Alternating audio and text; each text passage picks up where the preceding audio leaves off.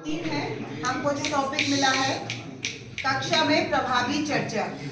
तो सबसे पहले मैं इसके उद्देश्यों पर बात करूंगी, क्योंकि बिना उद्देश्य के हम कक्षा में किसी भी चीज को या किसी भी कक्षा में या किसी भी माहौल में जब तक उद्देश्य ना बताएं तब तक वो सार्थक नहीं होता। तो हमारे कक्षा में प्रभावी चर्चा के क्या उद्देश्य हैं? पहला है कक्षा में सक्रियता बनाए रखना, दूसरा है सभी की सहभागिता। प्रभावी चर्चा से बच्चों को सहभागिता के मौके मिलते हैं, कक्षा सक्रिय होती है हमारी।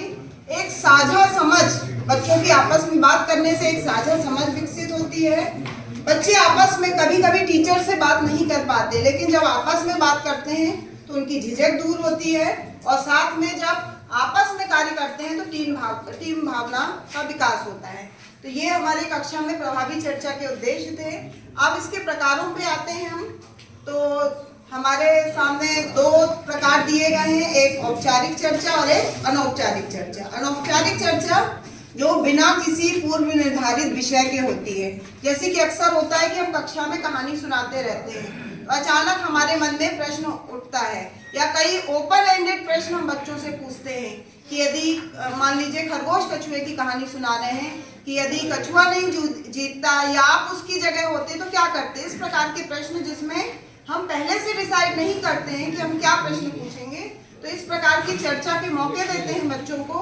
तो ये हमारे क्या होती है अनौपचारिक चर्चा, कि कभी भी हम बच्चों से प्रश्न पूछ लेते हैं और चर्चा करते हैं। और दूसरा हमारा प्रकार है औपचारिक चर्चा, जिसके लिए एक निश्चित समय होता है, एक निश्चित विषय होता है, और साथ ही हम उसकी संरचना पहले से डिसाइड कर चुके होते हैं। तो आज हम औपचारिक चर्चा की रणनीतियों पर बात करने जा रहे हैं। इसकी 6 रणनीतियां आप लोगों के सामने हैं।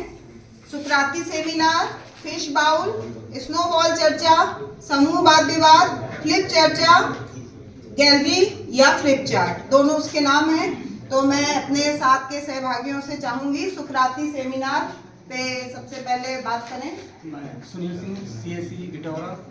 सुकराती चर्चा से तात्पर्य होता है कि हम कोई भी अगर प्रश्न बच्चों से कर रहे हैं, अब बच्चा जो भी जवाब अपन को दे रहा है उसी से मिलाकर एक प्रश्न और बच्चे के ऊपर अपन माने बच्चे से करें, और ऐसे जब अपन करते जाएंगे तो हमारा जो विषय वस्तु है वो बहुत क्लियर ढंग से सामने आ जाए। जैसे मान लीजिए अपन जल संरक्षण के बारे में बात कर रहे हैं बच्चों से, तो सबसे पहले उनसे बोलें कि बेटा आप लोगों ने क्या कभी नाव बनाए हो?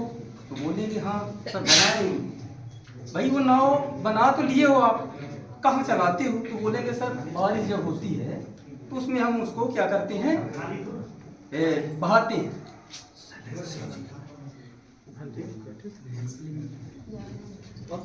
एक चीज और मैं जोड़ना चाहूंगी, जैसा कि इसका नाम है सुकराती सेमिनार, तो पहला प्रश्न ये उठता है कि इसका नाम सुकराती सेमिनार क्यों पड़ा।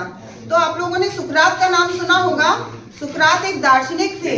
उनकी एक खास आदत थी कि उनके मन में उठने वाले प्रश्नों का कभी अंत नहीं होता था। यदि उनके जो टीचर या उनसे संबंधित एक प्रश्न का जवाब उनसे मिल जाता था तो वो एक नया प्रश्न सामने खड़ा कर देते थे। तो बच्चों को भी क्लास में हमको इस प्रकार का वातावरण पैदा करना है कि बच्चे प्रश्न पूछने के लिए उत्साहित हों। तो इस प्रकार के सेमिनार के माध्यम से बच्चों के प्रश्न पूछने की उत्सुकता बढ़ती है।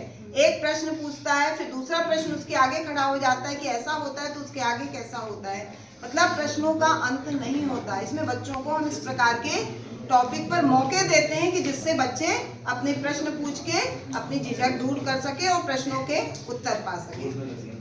तो ये है सुकराती सेमिनार। अगला हमारा टॉपिक है फिश बाउल। औपचारिक चर्चा के अंतर्गत फिश बॉल टेक्निक है, जिसमें कक्षा में बच्चों के 2 ग्रुप बनाए जाते हैं। एक ग्रुप को बीच सर्कल में 2 सर्कल बनाते हैं। दोनों ग्रुप में से एक ग्रुप को बीच सर्कल में बिठाया जाता है राउंड करके, और दूसरे ग्रुप को उसके साइड में मतलब उसके अराउंड में बिठाया जाता है। पहला ग्रुप जो होता है वो आपस में चर्चा करता है विषय वस्तु पर, दूसरा ग्रुप बाहरी जो ग्रुप होता है वो उसको नोट करता है, और फिर इसके बाद 5 मिनट के बाद फिर ग्रुप क्या कर लेते हैं, अपना स्थान बदल देते हैं। जो बाहरी ग्रुप के होते हैं वो अंदर बैठ जाते हैं, और अंदर वाले ग्रुप के बाहर बैठ करके फिर उसी चर्चा को आगे बढ़ाते हैं। इस प्रकार से प्रश्नों को बढ़ाते जाते हैं और एक सही निष्कर्ष। तो ये थी हमारी फिश बाउल चर्चा। इसके बाद है थर्ड हमारा स्नो बॉल चर्चा। स्नोबॉल में हम कक्षा में 2 ग्रुप बांट देते हैं। अगर बच्चे हैं तो 4 भी कर सकते हैं। तो जो 2 ग्रुप होते हैं वो किसी एक विषय पर अपनी सहमति और एक असहमति रखते हैं।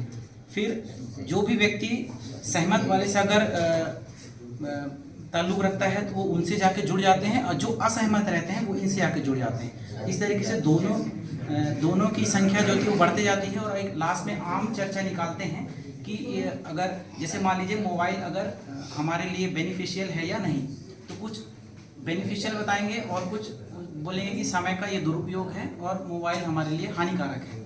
हालांकि वो दोनों ही हैं, अगर उसका हम तालमेल बना करके चलें तो लास्ट में ये निष्कर्ष निकलता है, क्योंकि दोनों पक्ष बराबर में अहमियत रखते हैं। तो इस तरीके से एक लास्ट में आम चर्चा बनती है, सहमति। जैसा कि इस चर्चा का नाम था स्नो बॉल चर्चा, तो आपने स्नो बॉल बर्फ के गोले की बात सुनी होगी कि जब बर्फ ऊपर से पहाड़ों से नीचे आती है तो आप देखते हैं वो छोटी होती है, लेकिन जैसे जैसे पहाड़ों से बर्फ से वो मिलती जाती है उसका गोला बड़ा होता जाता है। तो वैसे ही कक्षा में इस चर्चा पर होता है कि पहले 2 ग्रुप होते हैं हमारे, फिर उसके बाद 2-2 ग्रुप्स में बांट दिया जाता है। उसके बाद 2 ग्रुप को मिला के 4 ग्रुप बना दिए जाते हैं, जिनसे उनकी सहमति बनती है 4 से 8, 8 से 12। इस प्रकार हमारा जो सहमति और असहमति का जो ग्रुप है वो बढ़ता जाता है, और लास्ट में क्या होता है कि या तो 2 ग्रुप रह जाते हैं या पूरी क्लास एक निश्चित निष्कर्ष पर पहुंच जाती है। जैसा कि स्नो बॉल में होता है कि गोला एक बड़ा होता जाता है, सभी की